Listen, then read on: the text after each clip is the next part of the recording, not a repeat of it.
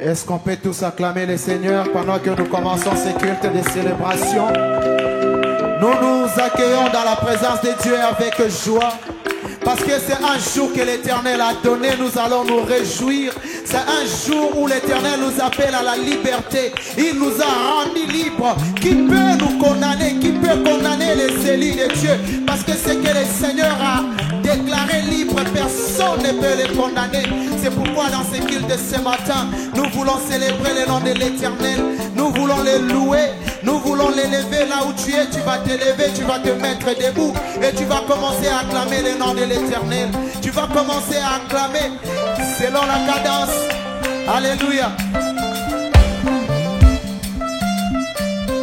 Pendant que nous disons qu'il nous a rendus libres ce matin, si tu es prêt, tu vas confesser cela avec nous ce matin. Gloire soit rendue à l'Éternel. Alléluia.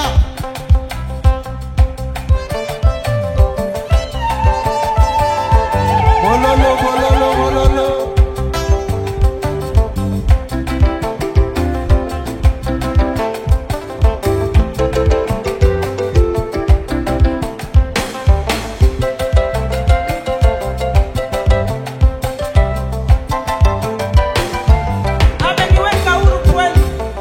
Amen.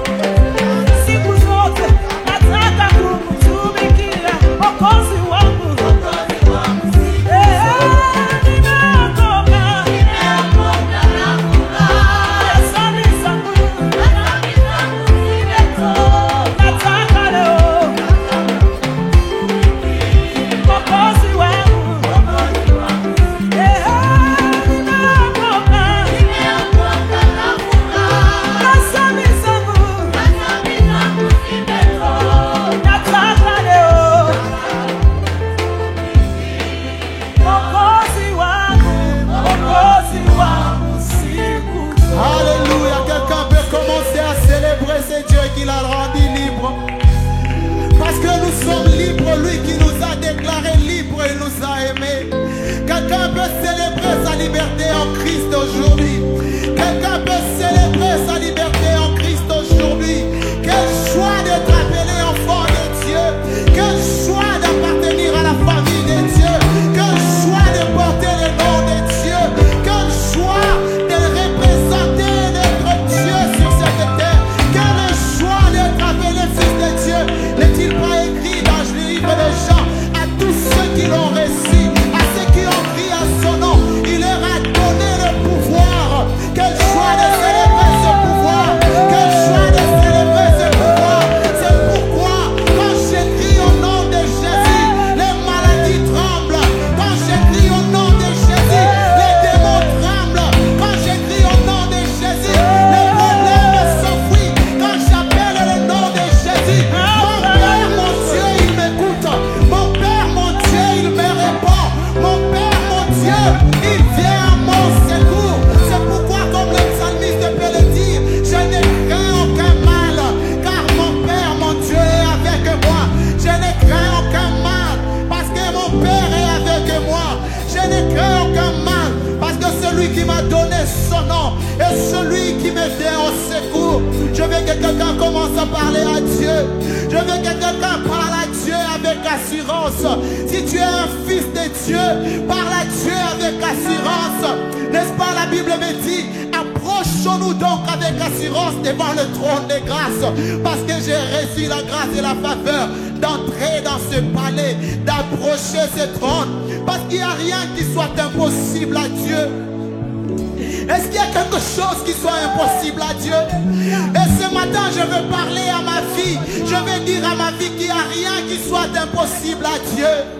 Je veux parler à ma situation qu'il n'y a rien qui soit impossible à mon Dieu.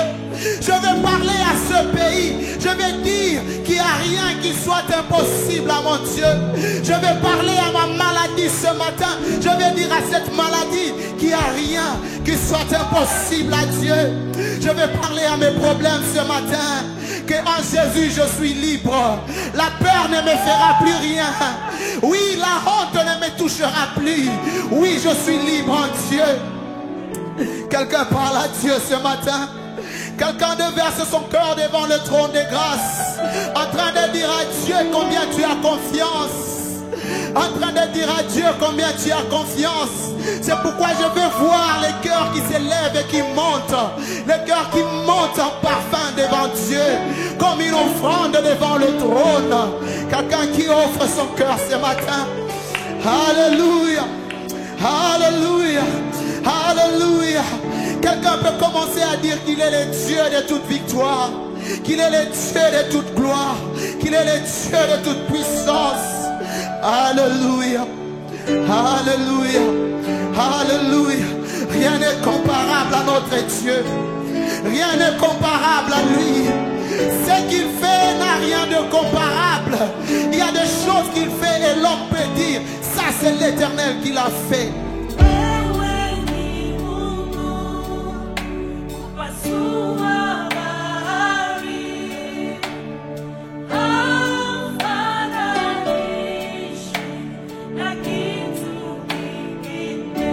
Alléluia.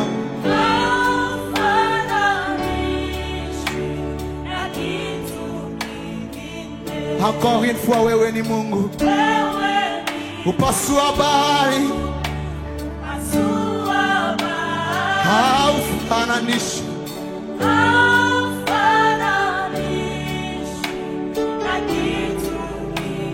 Haufananishi.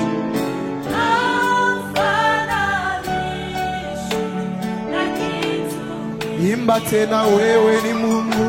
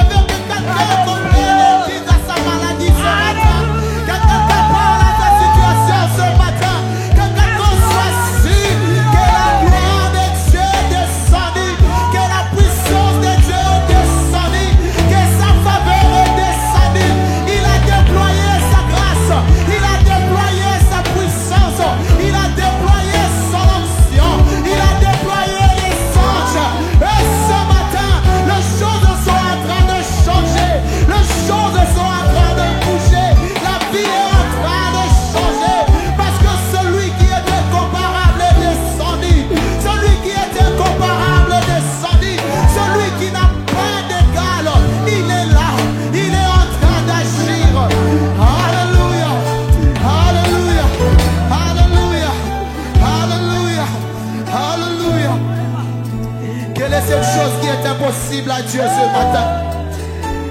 Est-ce qu'il y a quelqu'un qui a la foi ce matin? Il peut commencer à déclarer. Quelqu'un qui a la foi ce matin peut commencer à déclarer. Peut commencer à déclarer. Quelqu'un qui croit. Quelqu'un qui croit ce matin. Quelqu'un qui croit ce matin que la situation va changer. Je déclare ce matin que tout est en train de bouger. Je déclare ce matin que rien n'est impossible à Dieu. Je déclare ce matin que les chemins qui étaient fermés aujourd'hui sont ouverts dans le nom de Jésus. Alléluia. Éternel, tu agis. Alléluia. Unafanya mambo.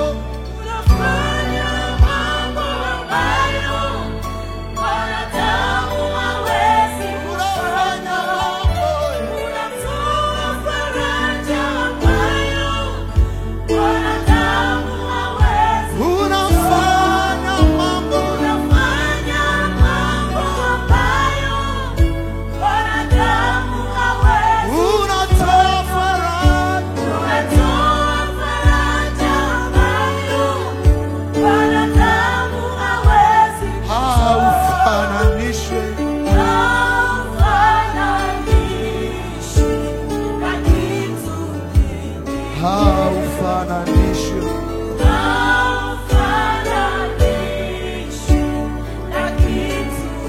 Combien je suis en train de déclarer à quelqu'un qui a besoin de la consolation de Dieu, que tu reçoives cette consolation au nom de Jésus.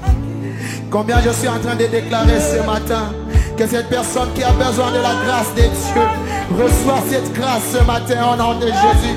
Que quiconque a besoin de la faveur de Dieu reçoit cette faveur au nom de Jésus. Je suis en train de proclamer, quiconque a besoin de voir la main de l'Éternel reçoit la faveur de Dieu, reçoit la lumière de Dieu ce matin. Alléluia. Reçois la grâce, que la puissance de Dieu descende sur toi, que tu reçoives cette force et que tu acclames le Seigneur en disant qu'il est capable. Alléluia. Acclame très fort le nom de l'Éternel. Acclame très fort avec la foi que tu as reçu tout ce que l'Éternel a déployé ce matin. Au nom de Jésus-Christ, au nom de Jésus, au nom de Jésus, au nom de Jésus. Merci Seigneur parce que tu es fidèle. Merci Père parce que ceux qui ont mis leur confiance en toi n'ont jamais été confus. Je crois ce matin Seigneur que quiconque a placé sa confiance en toi a reçu la provision qui vient de Dieu. Parce que c'est toi le Dieu qui nous a convoqués et nous nous garderons silence et toi tu prendras notre place. Te célébrons au nom de Jésus. Amen. Est-ce que tu peux acclamer le Seigneur pendant que tu reprends ta place? Alléluia. Alléluia. Combien j'estime que nous avons été contents d'être dans la présence de Dieu. Et je suis en train de nous accueillir dans ces cultes. Nous, c'est l'église Arche de l'Alliance bénie. Et là où vous êtes, vous pouvez juste acclamer le Seigneur pour sa présence. Vous pouvez acclamer son nom. Alléluia. Bienvenue dans ces cultes. Et nous sommes en train de vous informer que là où vous êtes, l'Éternel est là. N'ayez pas de doute. Alléluia.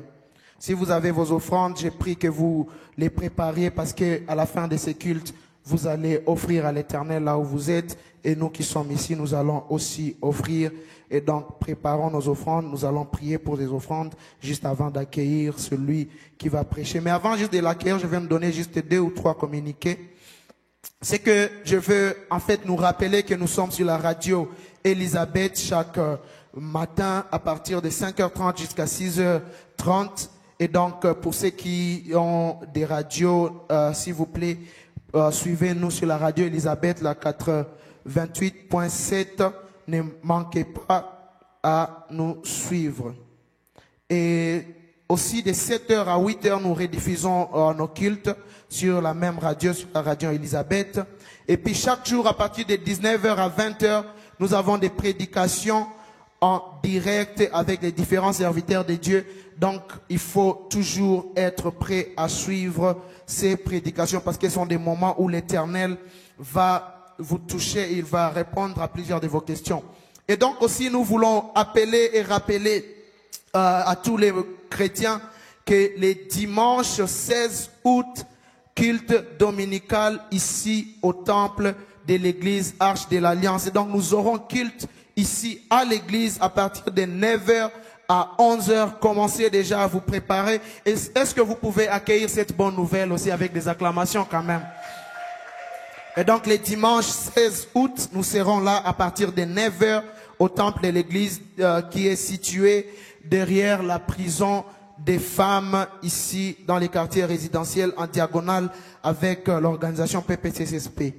Et les dimanches de 19h à 20h, nous avons des moments de louange et d'adoration avec l'union musicale sur la radio Nourou et la radio Elisabeth. Et donc, suivez-nous et nous savons que vous serez bénis ensemble avec nous. Pendant que vous vous préparez à écouter la parole de Dieu, nous allons juste prier. Tu vas prier pour ton cœur alors que je suis en train d'accueillir celui qui va prêcher.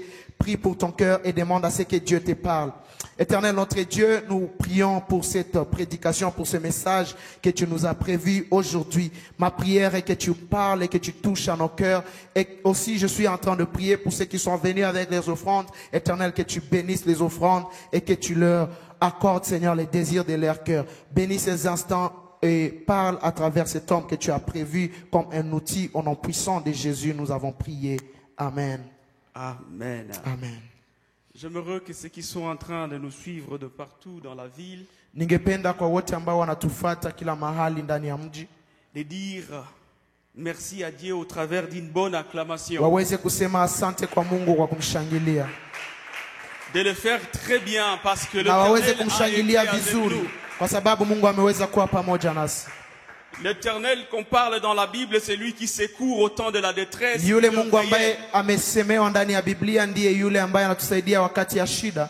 Il a été avec nous lorsque nous avions crié vers lui. Aliweza kuwa pamoja nasi wakati tulimlilia, Et aujourd'hui, nous voyons le fruit de son secours. na leo tunaona matokeo ya msaada wake. Donc que la gloire lui soit rendue. Yani utukufu uweze kumrudilia. Le maître de temps et de Yeye circonstances. ndiye ambaye anasimamia majira na nyakati. L'auteur de notre foi. Yeye ndiye ambaye ameumba imani yetu. C'est lui qui se présente dans Exode chapitre 3. Yeye ndiye ambaye verset 14. anajionyesha ndani ya kitabu ya Kutoka sura 3 mstari wa 14. Lorsque Moïse l'interroge sur son identité, Wakati Musa anamuuliza yeye ni nani, il dira, anasema je suis celui qui suis. mimi ndiye yule ambaye yuko.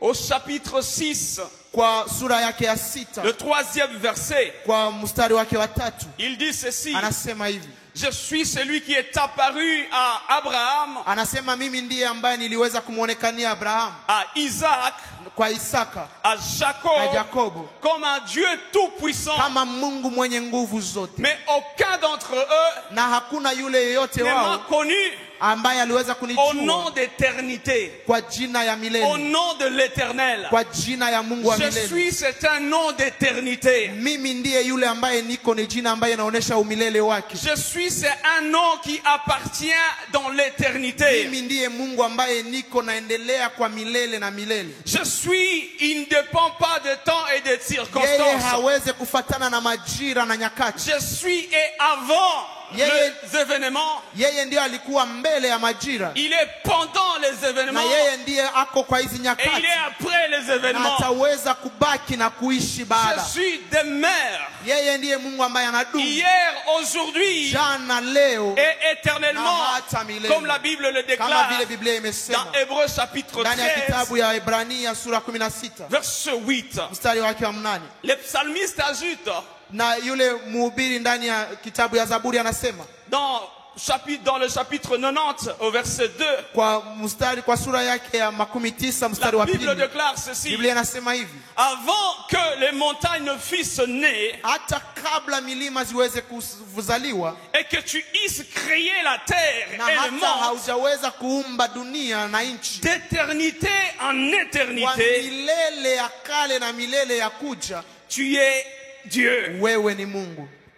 Bien-aimés dans le Seigneur, c'est pour nous une grande joie Ndugu katika Kristo, kwetu ni furaha kubwa d'être sous l'autorité kuweza kuwa chini ya mamlaka de celui dont l'autorité ne dépend pas ya de yule temps et de ambaye mamlaka circonstances, yake haifatani na tana na de celui muda na dont majira. l'autorité ne dépend pas de limites. Yeye ambaye mamlaka yake haina mwisho, Sa limite n'est pas définie dans le temps mwisho yake haionekani ndani ya ni dans majira l'espace. na hata ndani ya Voilà nyakati. pourquoi l'homme de Daniel, Ndio maana Danieli dans les angeweza livres de Daniel ndani ya chapitre 7 kitabu ya verset 9, Danieli sura 7 mstari wake wa 9 l'appelle l'ancien de jour. anasema yule ambaye ni wa zamani wa nyakati. Il est, je suis dans l'infiniment grand. Yeye ndiye yule ambaye yuko ndani ya nyakati za milele ambazo Il est aussi, zilipita, je suis dans l'infiniment na petit. yeye ndiye yule ambaye yuko kwa milele ambayo inakuja. Il est le Dieu de ceux qui sont élevés en dignité, Yeye ndiye Mungu ya wale ambao wameinuliwa, mais aussi de ceux qui sont dans la poussière et dans le lakini fumier. ndiye Mungu ya wale ambao wako ndani ya Il est le mavumbi. Dieu des directeurs, Yeye ndiye Mungu ya waongozi mais aussi le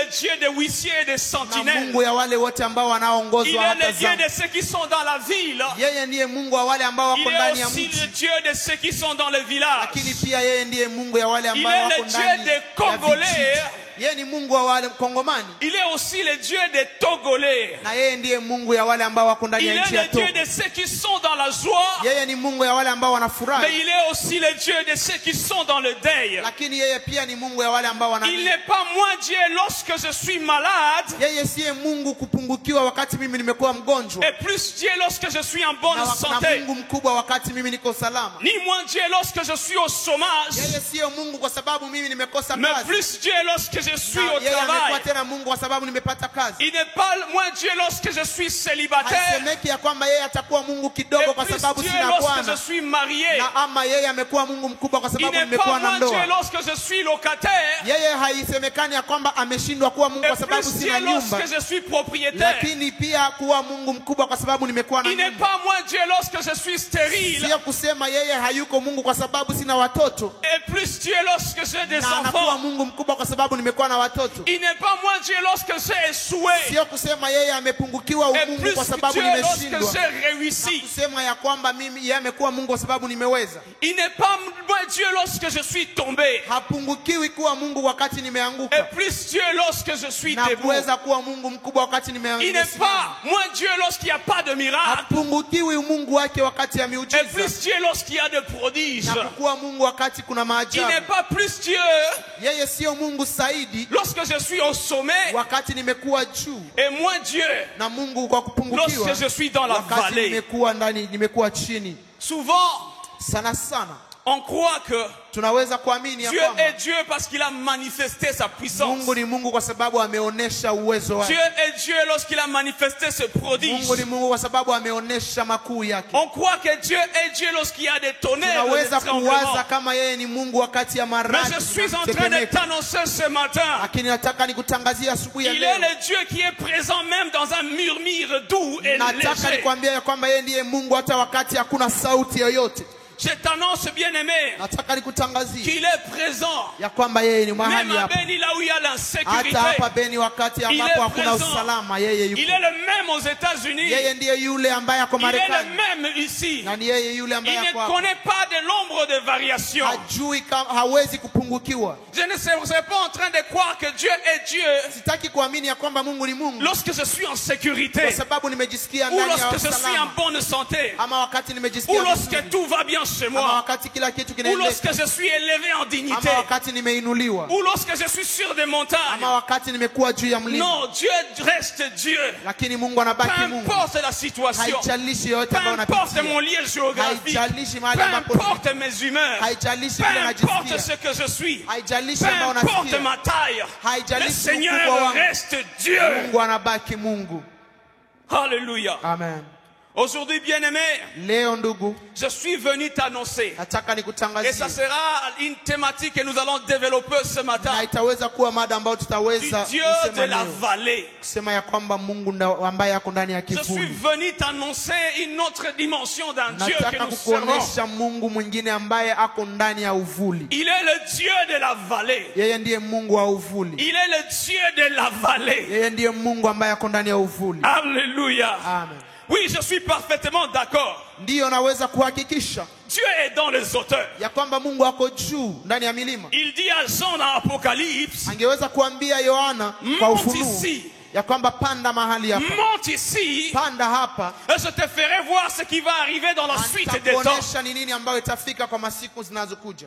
La montagne constitue un des lieux les plus stratégiques pour le croyant. Ni kusema mlima ni mahali pa maana sana kwa wale ambao wanaoamini. Car c'est sur la montagne, très souvent, Kwa sababu ni juu ya mlima que les gens ont eu à rencontrer des ndipo expériences, hapo ambapo watu wameweza kukutana na des expériences historiques avec les ambazo seigneurs. zimeweza kubadilisha maisha yao pamoja na Mungu. Par exemple, sur le mont Morija, Kwa sababu kukiangalia kwa mlima wa Morija, dans Genèse chapitre 22, verset 14, ukiangalia ndani ya Mwanzo sura 12 La Bible mstari wa déclare- 12 mstari wa 14, la Bible déclare, Biblia inasema hivi: Abraham donna à ce lieu le nom de Jéhovah Jireh. Abraham akapatia jina hii maana ya Jehova Jireh. C'est pourquoi on dit Ni aujourd'hui, kwa maana wanasema leo à la montagne de kwa l'Éternel, mlima wa Mungu il sera pourvu. utaweza kupewa. Que dire lorsque j'entre dans Exode chapitre 19, Niseme nini wakati naingia ndani ya kitabu ya au Kutoka 18e verset jusqu'au 19e mstari wake wa verset? 19 hadi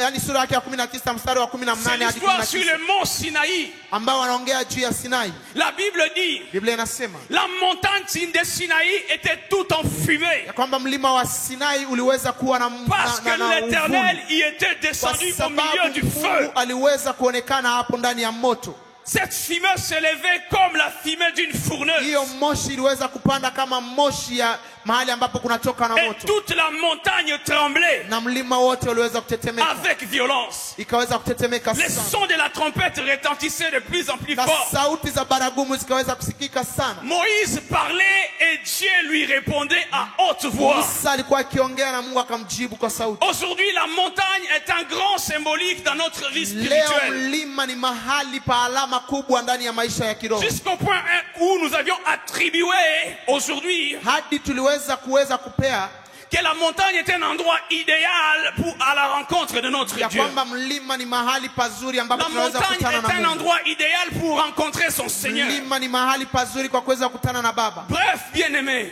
Kwa kifupi, wacha niseme, si je peux parler de Dieu de la montagne, kama naweza kuongea juu ya Mungu ambaye je ako dirais ndani ya tout mlima, simplement naweza kusema hivi: qu'il est le Dieu de lieux élevés, yeye ndiye Mungu wa mahali ambapo le Dieu de kumeinuliwa, la puissance, yeye Mungu wa uwezo, le Dieu des exploits, Mungu wa nguvu, le Dieu de gloire, Mungu wa le Dieu de ishara, puissance. Mungu ambaye ako na mamlaka na uwezo. Quand je vois Moïse descendu Wakati sur les naona Musa montagnes, akishuka kutoka mlimani, je vois les merveilles du Seigneur. naona mambo mazuri ama ishara za Mungu. Sur lui, la Bible déclare Juu yake Biblia son inasema visage rayonnait ya kwamba sura yake à ilikuwa telle sorte iking'ara, qu'on ne pouvait pas le fixer le regard akisema haikuwezekana kumwona parce kwa qu'il uso, était rempli de la gloire du sababu Seigneur. alikuwa amejawa na utukufu wa Mungu. À nos jours, bien-aimés, Kwa leo beaucoup de retraites watu wengi ambao wameenda kutafuta Mungu se font dans des montagnes. wameenda kumtafuta kwenye milima, Très souvent, les intercesseurs, sana sana waombaji, quand ils veulent monter en prière, wakati wanataka kupanda ils disent: je vais à la montagne, nasema naenda mlimani, je vais à la rencontre du naenda Seigneur, kukutana na Mungu, je vais à la montagne. naenda Tu mlimani. viens d'où? Je viens de la Natoka montagne. wapi? Natoka Tu as mlimani. reçu ça d'où? Je l'ai reçu Ulitoa de la wapi? montagne. Nilipata mlimani. Effectivement, Na kweli kweli il y a des résultats. kunaweza kuwa na matokeo. À telle sorte qu'aujourd'hui, nous avons des chrétiens, des montagnards. Mpaka leo tumeweza kuwa na Wakristo ambao wanapanda mlimani. Naturellement, Yaani kwa kusema la montagne est un lieu où il fait beau, mlima ni mahali pazuri kuwa, il fait frais. kunaweza kuwa na baridi. La montagne, c'est un endroit idéal pour une sécurité physique, mentale et spirituelle. Mlima ndipo mahali ambapo unaweza kwenda na upate usalama wa kiroho na wa kiakili. Dans des périodes de guerre, Wakati ya vita, les armées qui se réfugient dans des montagnes, wale majeshi ambao wanakimbilia mlimani ils sont sous une bonne protection. wanakuwa mahali pazuri Parce pa que lorsqu'on est kuchungwa. sur une montagne, Sababu wakati uko on mlimani est élevé. umekuwa On juu, peut voir clair. unaweza kuona Sur la chini. montagne, Wakati uko juu ya on peut mlima recevoir des visions. unaweza kupokea maono. La Bible déclare dans Ésaïe chapitre 2, Biblia inasema ndani ya kitabu ya Isaya du 2e verset au 3e. sura yake ya pili mstari yake ya pili hadi wa tatu. La Bible dit ceci: Biblia inasema hivi: il arriva dans la suite des temps itaweza kufika kwa wakati fulani que la montagne de la maison de l'Éternel kwamba mlima wa nyumba ya Mungu sera fondée sur le sommet des montagnes, itaweza kujengwa juu ya milima qu'elle s'élèvera par-dessus les collines, na itaweza kupelekwa juu ya milima et zingine que zote, toutes les nations na taifa zote y afflueront. zitaweza kupakimbilia. Des peuples s'y rendront Yaani kutakuwa na mataifa ambazo en watakuja foule, wakiwa wengi et ils diront: na wataweza kusema venez muweze kuja et montons na tuweze à la kupanda montagne de kwa l'Éternel, mlima wa Mungu, à la maison du Dieu de Jacob, ndani ya nyumba ya Bwana afin Mungu wa qu'il nous Yakobo, enseigne ce voie ili aweze et kutufundisha que nous njia zake marchions dans les sentiers. na tuweze kutembea ndani Car ya de njia zake, Sion kwa sababu kutoka Sayuni sortira la loi kutatoka et de maneno ya Jérusalem Mungu, na la Yerusalemu parole de kutatoka l'Éternel. neno la Mungu. Aujourd'hui, mes frères et sœurs, Leo ndugu na dada, je suis en train de te révéler nataka niweze kukufungulia que le même Dieu ya kwamba yule Mungu qui est dans des montagnes, ambaye ako juu ya il est milima le même Dieu ni yule qui est dans des vallées, ambaye ako ndani ya le mabonde, même Dieu yule qui est dans les lieux élevés, ambaye ako juu, il est le même Dieu ndiye qui yule est dans les vallées. ambaye ako ndani ya mabonde na uvuli. Aujourd'hui, bien-aimé, Leo nataka je suis en train de te révéler nataka cela. niweze kukuambia, Je l'appelle aussi le Dieu des vallées. nataka nimuite Mungu wa mabonde ama wa Il est le uvuli. Dieu de haute altitude, Yeye ndiye Mungu wa juu, mais il est aussi le Dieu des basses lakini altitudes. lakini yeye ndiye Mungu pia ambaye ako Il chini. peut sauver dans les hauteurs. Anaweza kusaidia yule Mais il ambaye peut ako chini, sauver aussi dans les lakini basses anaweza altitudes. kusaidia pia wale ambao Il wako peut ndani te ya sauver ufundi. aussi dans la vallée. Anaweza kusaidia wale ambao wako ndani ya Mais bonde. c'est quoi la vallée? Lakini bonde ni nini? C'est quoi la vallée? Bonde ni nini? Le dictionnaire définit la vallée Yaani kuna ile kamusi ambayo inasema comme étant synonyme ya kwamba uvuli de la dépression. ni mahali ambapo kuna mashaka.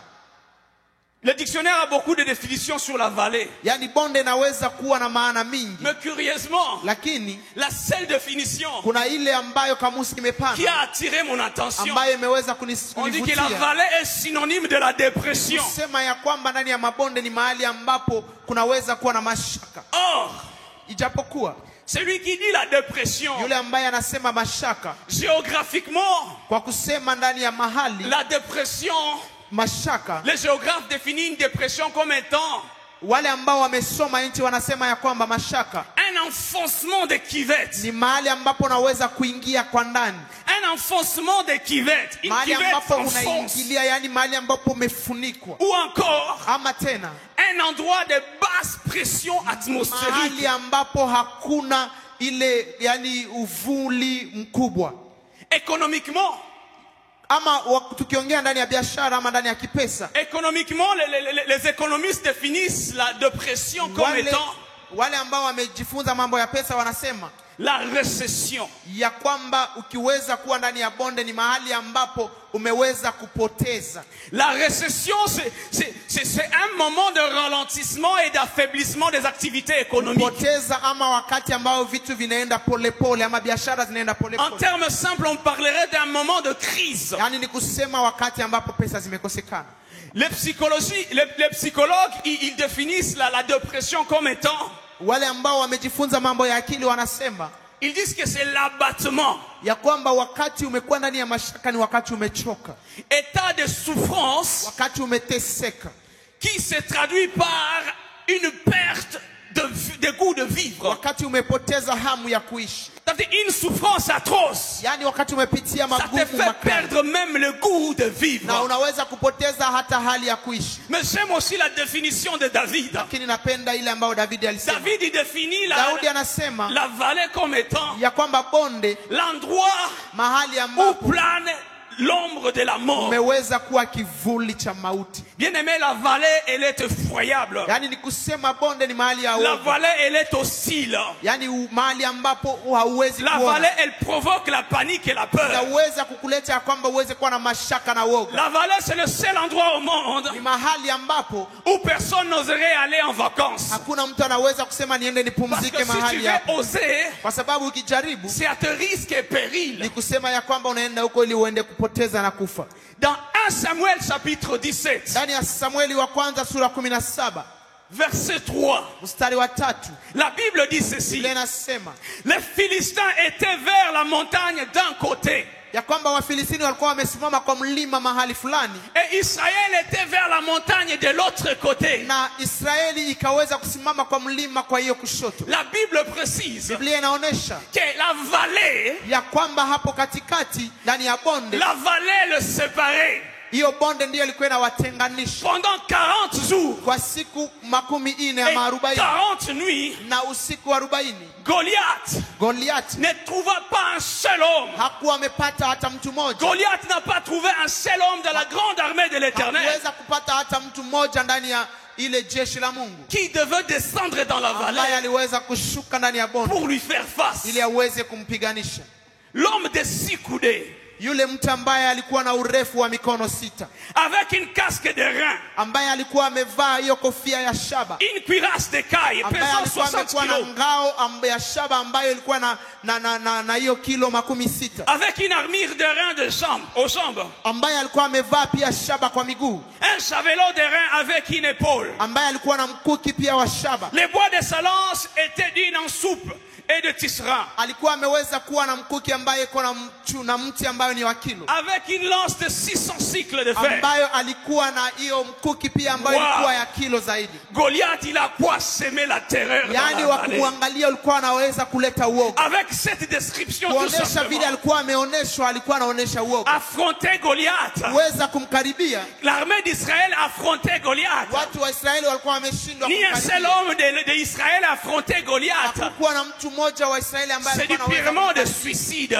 kuweza kumkaribia, ilikuwa kujiua. Donc pour le moment, Yani kwa hiyo wakati Goliath, l'armée d'Israël devait accepter momentanément jeshi la Israeli lilikuwa limekubali d'être appelée l'armée de femmes. ya kwamba walikuwa wameshindwa kwa sababu walikuwa wametukanwa kuwa jeshi la wanawake, Et Saül, la présidente des femmes. na Saulo alikuwa ameitwa kama ambaye anasimamia wanawake, Parce que Goliath disait, kwa sababu Goliath alikuwa na watusi, je cherche un homme akisema ya kwamba anatafuta qui mwanaume peut se battre contre moi. ambaye anaweza kunipiganisha, S'il remporte sur moi, akiweza kunishinda nous vous serons assujettis, nous vous servirons. tutaweza kuwa chini yenu, Mais si je le bats, lakini nikiweza vous kuwashinda nous serez assujettis. mtaweza kuwa watumishi wetu Et nous vous serez nos esclaves. na mtaweza kuwa watumwa wetu.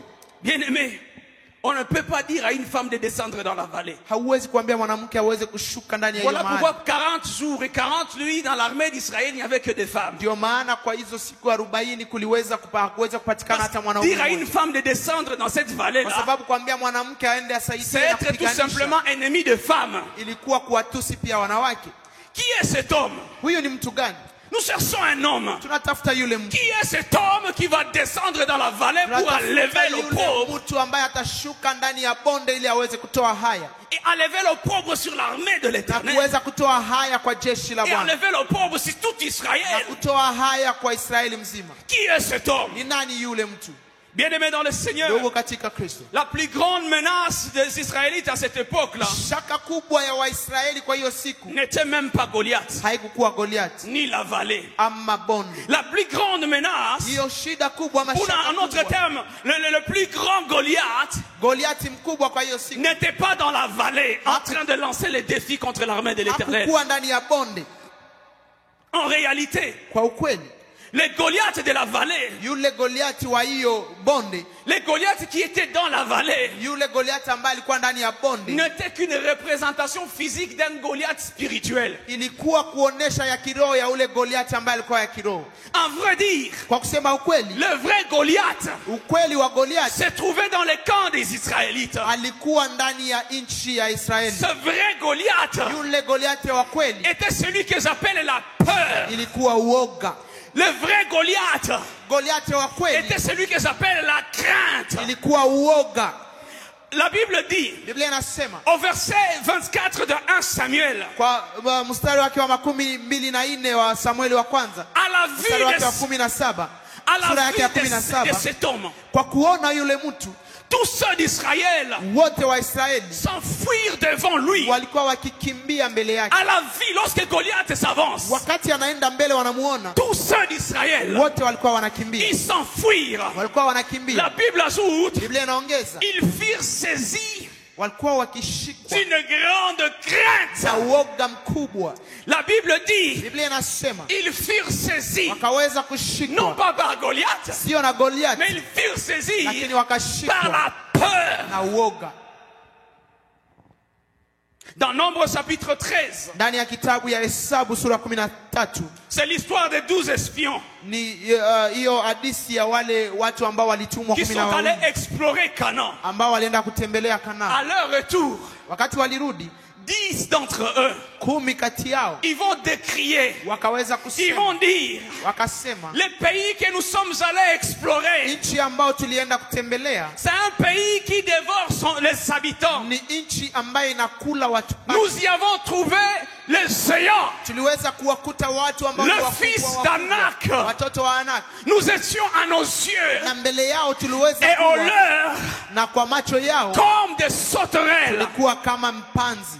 Plus loin au chapitre 14, verset Shuka 1, huko chini la Bible dit, wanasema toute l'assemblée éleva la voix taifa lote likaweza kupaza et sauti poussa de cris. na likaweza kulia, Et le peuple na taifa pleura pendant la nuit. wakaanza kulia Qu'est-ce qui a fait usiku. pleurer le peuple pendant Nini la nuit? ambayo iliwafanya waweze C'est kulia? la peur. Ilikuwa uoga, C'est la peur. ilikuwa uoga. La peur est très dangereuse, bien-aimé. Uoga ni kitu ambacho kinatisha, Elle est très dangereuse lorsque tu acceptes de l'ouvrir la porte de ni ta kitu vie. kibaya wakati unakikubali ndani ya maisha La yako. peur est une réalité spirituelle. Ni ukweli wa maisha, En autre terme, un géant ni yani hiyo ukubwa dont le chrétien ne réalise pas la portée de sa nuisance. ambayo Wakristo hawawezi kuona ubaya wake. La peur, Uoga c'est un poison extrêmement ni nocif sumu ambayo inaweza kuua Mkristo, que l'ennemi inocule dans la vie de sa victime. ambayo yule adui anaweza kuleta ndani ya maisha ya yule ambaye ni Mkristo, Et le résultat est néfaste. na inaweza kuharibu maisha ya Mkristo. Cette peur s'opère dans des émotions. Yani matokeo yake yanaonekana ndani ya hisia. Cette peur ne réfléchit pas, elle est dans les émotions. Hiyo uoga itakuacha usiweze kufikiria na inaingia ndani ya Je hisia vais zako. parler rapidement de 4 effets de la peur. Nataka niongelee vitu ine ambayo tokeo ine za uoga. Celui qui est sous la peur, Yule premièrement, ambaye yako ndani ya uoga, celui qui est sous la peur, il est désarmé parce que la peur, elle désarme sa victime. yule ambaye yako ndani ya uoga anapoteza silaha zake. Aucun militaire, Hakuna askari yule, aucun soldat d'Israël, hakuna askari wa ni Israeli, même Saül, hata Saulo n'a mwenyewe su utiliser son arme hakuweza kutumia pour affronter Goliath. hakuweza Et kutumia pendant silaha qu'ils zake, étaient tous armés, kwa sababu wote walikuwa na la silaha. peur désarme sa victime Uoga ikaacha wanapoteza pour silaha le zao. laisser à la merci de son oppresseur. Waacha waweze kuogopa yule ambaye La anawatesa. peur rend ignorant. Uoga inaacha uweze kupoteza La ufahamu. peur rend le fort faible. Hata yule ambaye alikuwa na nguvu, wakati anakuwa na uoga anapoteza nguvu. Le deuxième effet de la peur, Kitu ya pili ya uoga, c'est que la peur déforme les informations. uoga inaacha ya kwamba uweze kupoteza yale ambayo ulikuwa unajua. La peur sème la confusion. Inaweza kukuweka ndani ya vitu ambavyo umepoteza kujua. Sous l'effet de la peur, Wakati unaogopa, les disciples dans la barque, unachanganyikiwa. Yani wale ambao walikuwa ndani ya mtumbu pamoja na Kristo ils ont appelé Jésus fantôme. wakaweza kuita Yesu kuwa kama kizimu, C'était sous l'effet de la kwa peur. sababu walikuwa na uoga, La wakachanganyikiwa. peur déforme l'information Hiyo uoga inaacha unaweza kuona et vibaya, sème la confusion. inaacha unaweza kuchanganyikiwa. Le vrai est pris pour faux Yale ambayo yalikuwa mazuri unayaona kama mabaya, et le faux est pris pour na vrai. yale mabaya unayaona kama ya kweli. Troisième, Kitu ya tatu, la peur conduit à la stagnation uoga inaacha ya kwamba usiweze kuendelea et à l'improductivité. na unashindwa kutoa matunda ama matokeo mazuri. La Bible dit ils étaient là sur la montagne Biblia inasema ya kwamba walikuwa hapo juu ya mlima pendant 40 jours kwa et siku 40 nuits. 40 na usiku 40. Je m'imagine qu'à ce jour-là, l'économie d'Israël avait connu la Na récession. ninaona ya kwamba ile siku ya kwamba pesa za Israeli ziliweza kupunguka Ils étaient dans un état d'urgence du niveau 5. kwa sababu walishindwa kutoa matokeo yoyote ndani ya pesa ya kipesa.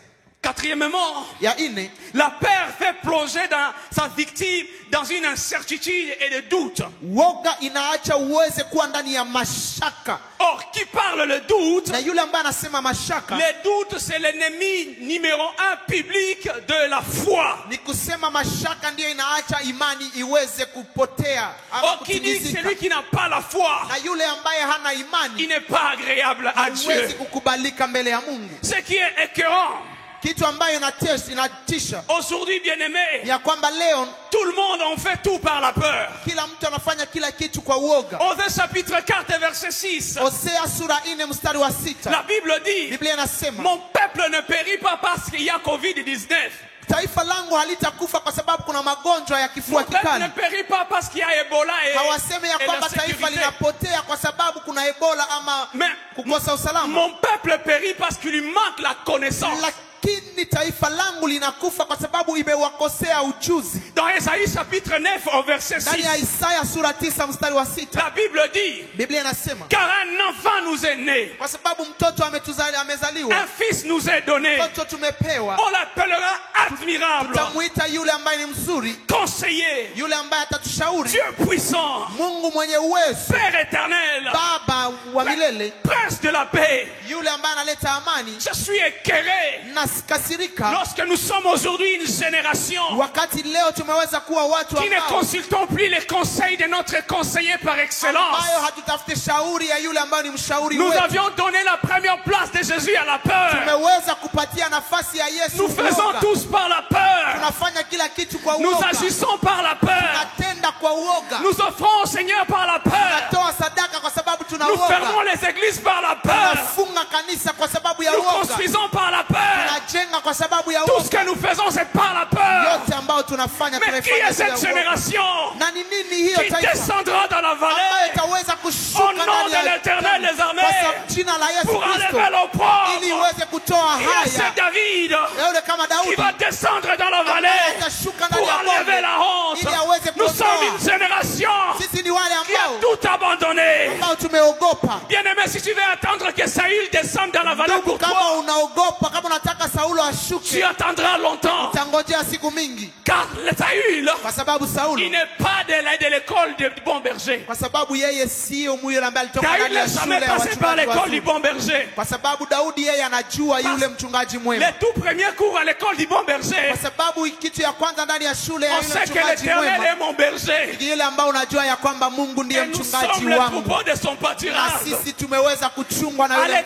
du mchungaji. bon berger, Ndani ya shule ya yule nous sommes mchungaji les mwema. troupeaux du pâturage de Sisi ni l'Éternel. taifa ndani ya wale ambao tuko ndani ya upango wake. À l'école du bon berger, Ndani ya shule ya mchungaji mwema. même quand nous marchons dans la vallée où plane l'ombre de la mort, Hata wakati tutatembea on ndani sait ya qu'il bonde, est le Dieu aussi de la vallée. tunajua ya kwamba yeye ni On sait Mungu wa qu'il est là bonde. aussi présent. Tunajua ya kwamba yeye yu mahali À hapo. l'école du bon berger, Ndani ya shule ya yule mchungaji mwema. on sait que dans la vallée, il n'y a pas la mort. Tunajua ya kwamba ndani ya À bonde l'école du bon hakuna berger, kifo. Haleluya. il n'y a pas la mort dans la vallée. Hakuna kifo ndani ya bonde. Seigneur est le créateur de la vallée. Kwa sababu yule ambaye aliumba bonde, Il est le créateur aussi des montagnes. yeye ndiye ambaye aliumba On l'appelle milima. l'omniprésent. Tunamuita yule Mungu Ça veut dire ambaye il yuko est mahali présent pote. partout. Kwa sababu yeye Il ni est mahali présent sur la pote. montagne. Yeye yuko hata Il est milimani. présent aussi dans la vallée. Yeye yupo hata ndani ya bonde.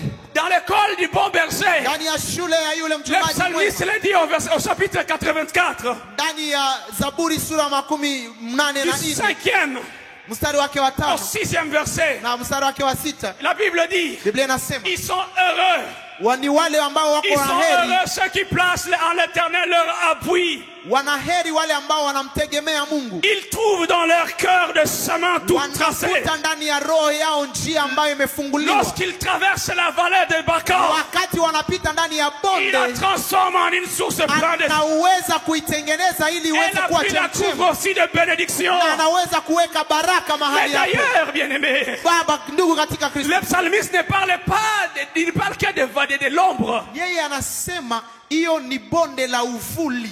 Il ne parle pas de la mort. Haongei juu ya kifo, Il dit que dans la vallée, anasema ndani ya il bonde n'y a que l'ombre. kuna hiyo kivuli. Dans la vallée, Ndani ya il bonde n'y a que l'ombre de la mort. kuna kivuli cha Dans la mauti. vallée, Ndani ya il n'y a bonde pas la mort. hakuna La kifo. question que je me pose, Na swali ambalo mais où est la najiuliza, mort? na kifo kiko wapi? L'ombre, Hiyo bonde, quand tu veux consulter les dictionnaires, wakati unataka kuangalia ndani ya kamusi, le dictionnaire définit l'ombre comme étant inaonesha ya kwamba la représentation obscure. hiyo inaonesha La représentation obscure kuonesha ya giza d'un objet ya kitu ambacho par l'interception de la lumière. kwa kukiangalia kupitia mwangaza, La représentation obscure et abstraite d'un objet yani inaonesha kitu ambacho hakionekane vizuri kupitia par hiyo mwangaza l'interception de la lumière. ambayo imeonekana kupitia mwangaza ambao uko mbali. Alléluia. Amen. Quand on voit que l'ombre, Wakati unaangalia on sait que bien sûr il y a un objet quelque part, il y a une présence quelque part. unajua ya kwamba kuna kitu fulani mahali Mais fulani. quand j'interroge les sages, Lakini wakati nikiangalia wale watu ambao dans wako na Proverbe hekima, chapitre 18 verset 21, ndani ya kitabu il ya me dit, Mezali la mort et la vie wanasema maisha na kifo sont au pouvoir de ta langue. ziko kwa uwezo wa ulimi wako. Mon Seigneur Jésus-Christ ajoutera dans Luc chapitre 6 verset 45 Yesu anaongeza anasema que c'est de l'abondance du cœur que ya la kwamba bouche kwa parle. kujaa kwa roho ndipo kinywa itaongea. Pour dire vrai, bien-aimé, Kwa kusema kweli, la mort est dans les camps d'Israël. ni kusema kifo kiko ndani ya upango wa Israeli. Goliath n'est qu'une représentation physique d'une réalité spirituelle. Goliath ni uvuli tu wa kitu ya kiroho. Je peux en autre terme dire le vrai dauphin de la mort, Ni kusema kwa kusema ukweli, kitu ambacho kinaonesha kifo c'est la peur. ni uoga. J'ai deux grandes nouvelles à t'annoncer avant de Nataka clôturer. nikutangazie leo Que peu importe ya kwamba haijalishi que dans la vallée de l'ombre de la mort, ya kwamba ndani ya uvuli wa mauti là il ne plane que l'ombre. huko kunakuwa tu kivuli. Peu importe Haijalishi que dans la vallée, ya kwamba huko ndani ya il bonde y a Goliath. kuwe Goliath. La première vérité que je veux que tu Ya saches kwanza ambayo nataka est que ujue Goliath, ni ya kwamba Goliath les Philistins, yule la Mfilistini vallée na hiyo ne sont kibonde pas mes ennemis. haiko hizo ndio adui Ils yangu. constituent juste une occasion en or. Hizo zinaonesha ya kwamba Ils constituent juste une ni passe en or. fursa ambayo Mungu amekupatia. Ils constituent juste un tremplin Imeonesha ya kwamba pour ma progression dans Mungu la gloire de ameweza l'Éternel. kunipatia hiyo iwe njia ya C'est kuniendelesha. comme on est dans un match de football et que c'est le final. Ni kama tuko ndani ya mchezo wa kabumbu alafu tuko ndani ya hiyo mchezo wa mwisho. Et qu'il s'agit de Barça avec une équipe trop faible. Na inaonekana ni kama kuna timu hiyo ambao wanaita Barca ambayo ni timu kubwa. C'est que pour Barça, Kwa hiyo timu kubwa, cette équipe faible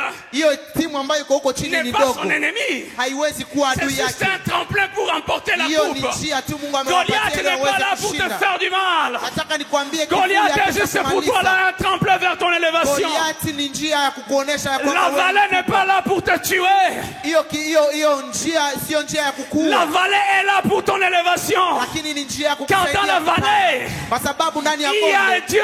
kunaye Mungu. Dans la vallée, Ndani ya il y a bonde celui qui s'appelle Je na suis. yule ambaye anaitwa Dans la mimi. vallée, il est présent. Ndani ya bonde C'est lui qui a créé la kuna vallée. yule ambaye Et aliumba c'est lui qui a bonde. créé les montagnes. Na ni yeye ambaye Il est aliumba. présent aussi dans la vallée. Ako ndani ya Il bonde. agit dans la vallée. Anatenda. Il sauve aussi dans la vallée. Anaweza kutenda. Il retire du fumier. Anaweza Il kutoa. relève l'endisant. Anaweza Et il fait kuinua. asseoir parmi les grands. Anamkalisha Il est le wakubwa. Dieu aussi de la Yeye vallée. ndiye Mungu. Il est présent aussi Yeye dans la yuko vallée. mahali hapo. Il est présent dans Yeye les basses yuko mahali altitudes. hapo. Deuxièmement, Ya pili, je vais t'annoncer, bien-aimé, nataka nikutangazie notre Dieu est le créateur de la kwamba montagne. Mungu yeye ndiye ambaye aliumba milima. Je suis dans les mauvais Na hata kama nimekuwa ndani ya mahali mabaya et les bons temps. na wakati pazuri, Le psalmiste dira, yule wa Biblia anasema si le Seigneur est pour moi, kama Mungu yuko que pamoja peut me nami, faire un homme? hakuna yule ambaye anaweza Quand je kutendea traverse la mabaya. vallée de l'ombre de Hata la mort, nikitembea ndani ya je ne mavuli, ferai hata rien. nikitembea ndani le ya feu mahali ne me mabaya brûlera pas, hazitaniua, parce que tu m'as pressé kwa dans le sababu wewe feu. umekuwa Quand je mahali hapo. traverserai les grandes Hata eaux, kama nitatembea celles-ci wapi, ne me submergeront hakuna pas, yale ambayo parce que tu es yatanimaliza. avec moi. Kwa sababu wewe ni Je sais mahali que hapa. l'Éternel est avec Kwa moi. sababu Mungu yuko Est-ce que pamoja quelqu'un nami. peut acclamer le Leo unaweza Seigneur? kumshangilia Mungu tukiendelea kuomba, ukimshukuru Mungu na ukiweza kuambia ile kitu ambayo inakutesa ya kwamba haina uwezo juu yako, haina uwezo juu yako. Ndipo mahali Yesu alisema mtaweza kukanyanga hata nyoka, mtaweza kukanyanga hata vitu vibaya. Twende ndani ya maombi, ukiharibu yote ambayo shetani ameweza kupanga ndani ya maisha yako, yote ambayo inakuletea uoga, uweze kuiharibu katika jina la Yesu, tukiweza kuomba katika jina la Yesu. Haleluya.